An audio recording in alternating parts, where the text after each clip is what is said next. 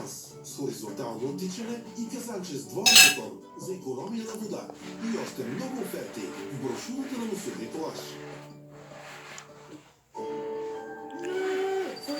Близо батона, пясък, желязо и сълзи. Вашите сълзи.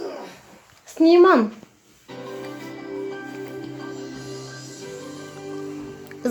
За канала ми. Едва ли се има лайкове? Оф, той трябва да го държа толкова много. Трябва да отбележим, че по движението на студения атмосферен фронт все пак Само в югоизточна България в събота ако сте някъде по Черноморието, там облачността ще е динамична с минимална вероятност някъде в градската валеж. Дневните температури по нашето крайбрежие ще се понижат осезаемо, но това ще стане от понеделник нататък.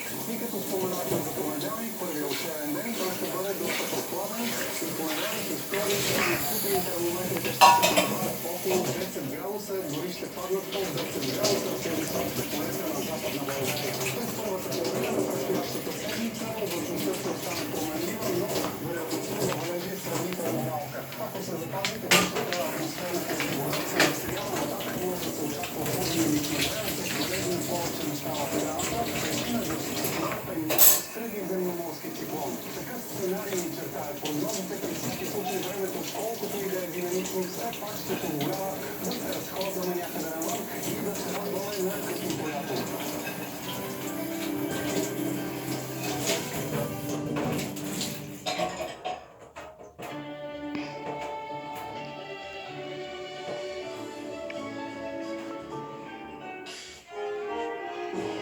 Спре го вече.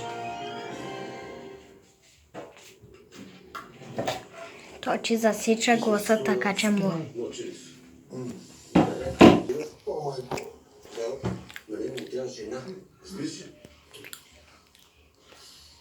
Аз разбирам да говориш за нещо друго, но то ще